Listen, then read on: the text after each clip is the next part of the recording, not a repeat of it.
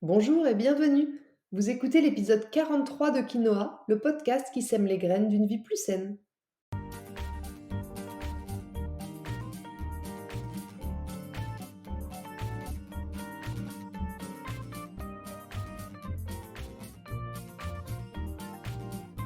Je suis Julie Coignet, naturopathe et coach santé. Ma mission à travers ce podcast est de vous aider à retrouver ou à garder la santé en adoptant de nouvelles habitudes de vie plus saines et équilibrées. Chaque semaine, le jeudi, je vous propose de parler bien-être, forme et santé naturelle de façon simple et positive pour vous aider à reprendre votre santé en main. Dans ce 43e épisode de Quinoa, j'ai eu envie de vous parler de l'hypertension, une pathologie qui touche près de 15 millions de personnes en France, qui est souvent silencieuse, mais qui est néanmoins le premier facteur de risque d'accident vasculaire. Alors qu'est-ce que la tension artérielle? Dans quel cas parle-t-on d'hypertension ou d'hypotension? Quels sont les risques? Quelles sont les causes et comment la prévenir? Je vous explique tout ça dans cet épisode. Bien sûr, comme je vous le précise régulièrement, les conseils que je vous transmets ici sont généraux et s'adressent au plus grand nombre. Et dans le cas d'aujourd'hui, notez bien que les solutions naturelles dont je vais vous parler ne se substituent en aucun cas aux traitements médicamenteux prescrits par votre médecin ou votre cardiologue. Elles peuvent par contre compléter leur action. Allez, c'est parti pour l'épisode du jour. En France, 20% des plus de 50 ans souffrent d'hypertension sans le savoir. L'hypertension artérielle est la première cause évitable de maladies cardiovasculaires et d'AVC dans le monde. C'est une des pathologies les plus fréquentes et les plus préoccupantes des pays occidentaux. Vous comprenez maintenant pourquoi ça méritait bien un épisode de podcast. Alors commençons par revenir un instant sur ce qu'est la tension artérielle. La tension artérielle, qu'on peut aussi appeler la pression artérielle, correspond à la pression exercée par le sang contre les parois des artères. C'est en quelque sorte la force qui permet de faire circuler le sang à travers tous les organes. Et on la détermine par deux chiffres que vous connaissez probablement. Le premier, c'est la valeur de la pression artérielle systolique. C'est toujours la valeur la plus élevée. C'est en fait la pression présente dans les vaisseaux au moment où le cœur se contracte. La pression systolique, elle correspond toujours à la valeur la plus haute. Par exemple, pour une tension artérielle de 13,8, il va s'agir du chiffre 13. Et puis après, le deuxième chiffre, c'est la valeur de la pression artérielle diastolique. C'est le chiffre le moins élevé. Cette pression, c'est celle qui existe dans les artères entre deux contractions cardiaques, pendant la phase de relâchement et de remplissage du cœur. La pression diastolique, elle correspond donc au chiffre le plus bas. Par exemple, pour la même tension artérielle de 13,8, il va s'agir cette fois-ci du chiffre 8. Et pour vous donner un ordre d'idée, sachez qu'une pression artérielle normale doit être inférieure à 14,5-9 et supérieure à 10,7.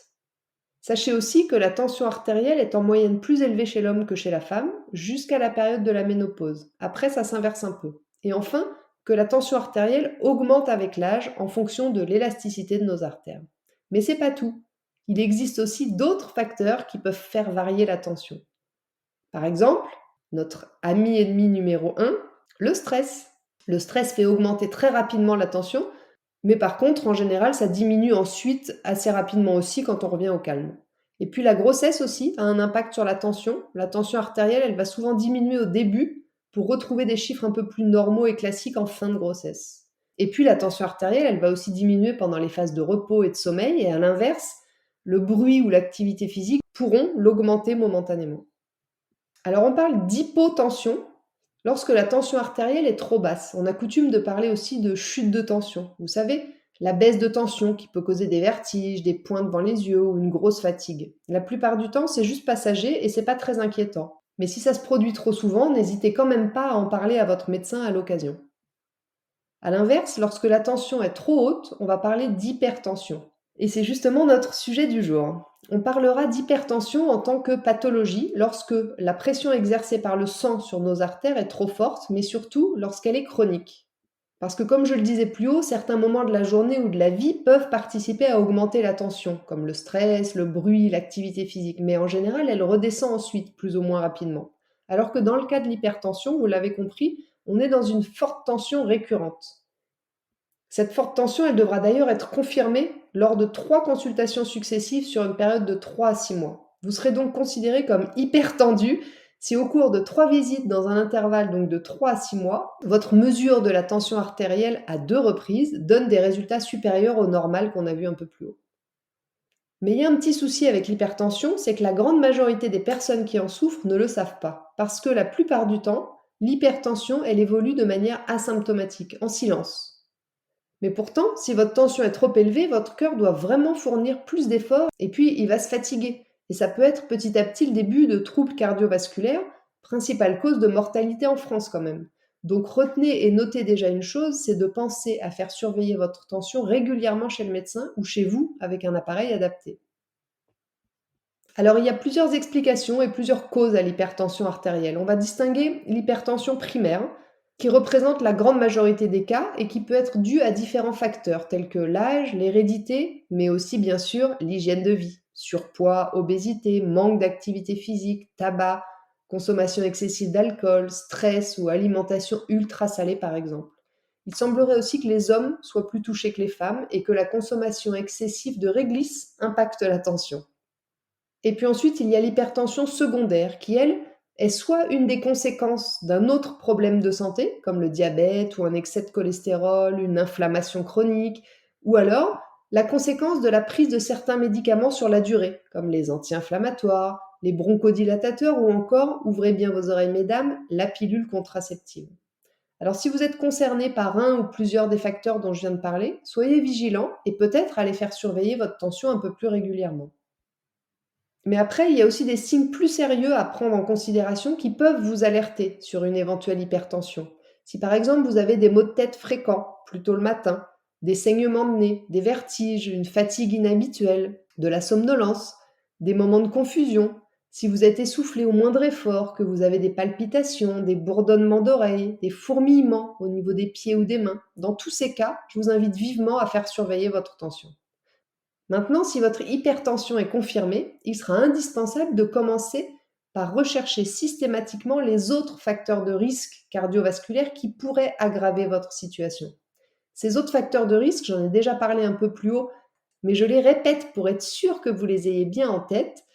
C'est d'abord l'hérédité et puis l'âge, plus de 50 ans chez l'homme et plus de 60 ans chez la femme. Bon, cela, on ne peut pas y faire grand-chose, on est d'accord. Mais par contre, les autres, diabète, excès de cholestérol ou de triglycérides, tabac, alcool, stress surpoids, alimentation riche en sel ou en réglisse, sédentarité, contraception orale ou encore carence en vitamine D, là, vous pouvez agir.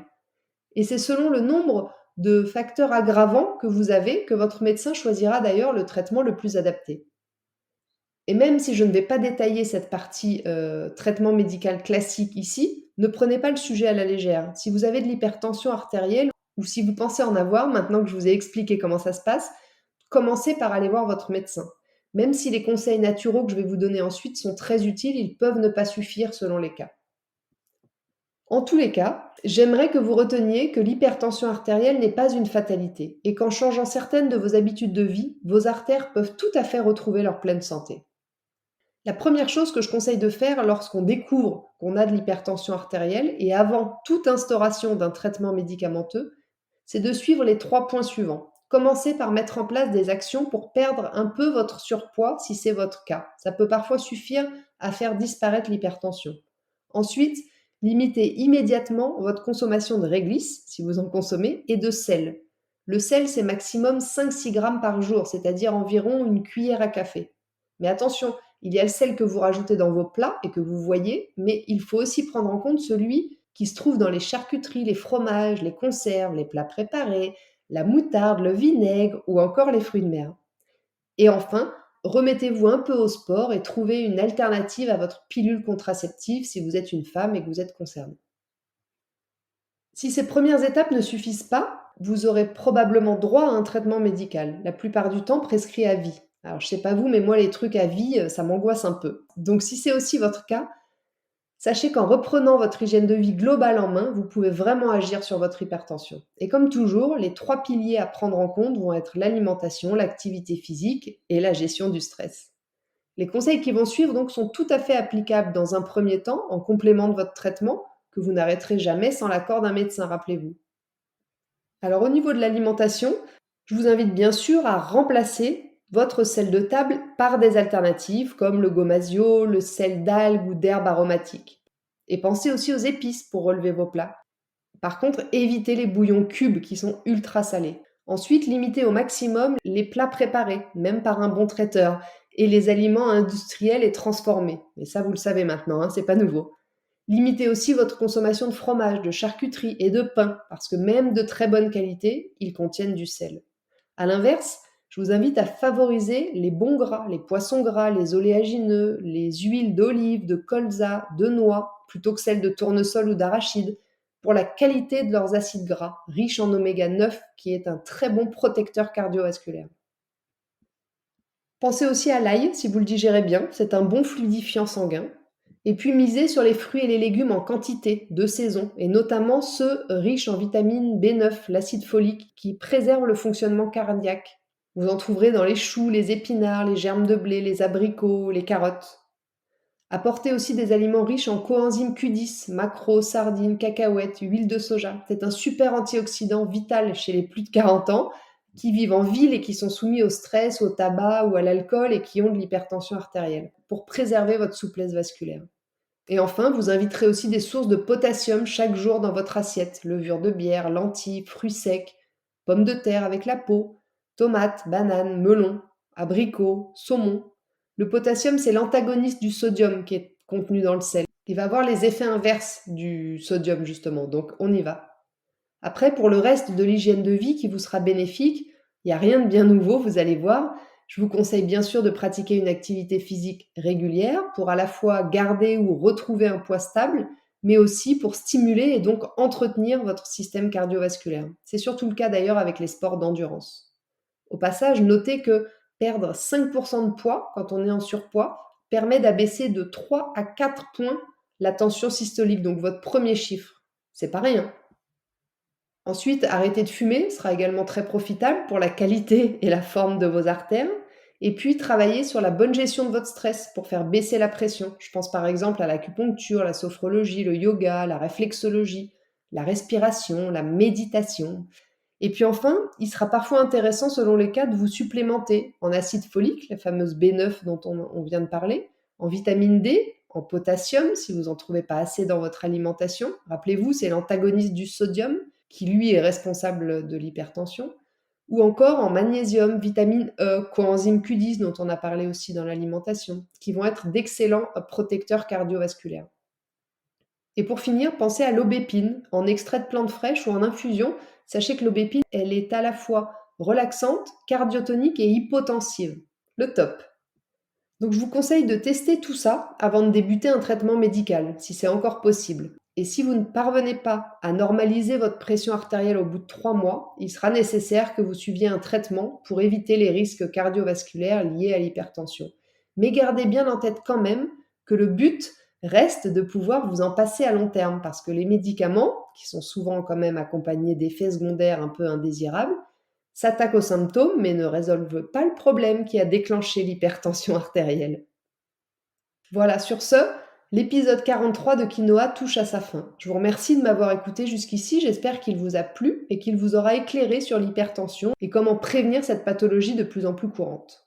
Si vous pensez que cet épisode peut intéresser certains de vos amis, n'hésitez pas à leur transférer ou à le partager sur vos réseaux sociaux.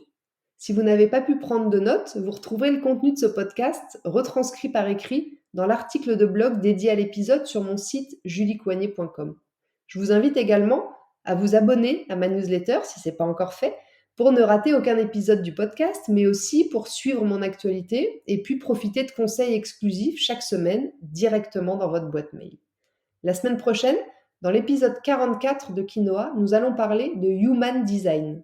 Je vous rassure, je ne me suis pas lancée dans la déco d'humain, mais je vais plutôt vous présenter cette technique passionnante qui permet de comprendre votre nature consciente et inconsciente.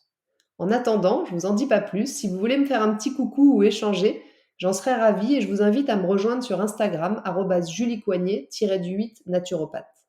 Et n'oubliez pas, comme le disait très bien l'abbé Pierre, il ne faut pas attendre d'être parfait pour commencer quelque chose de bien. À bientôt!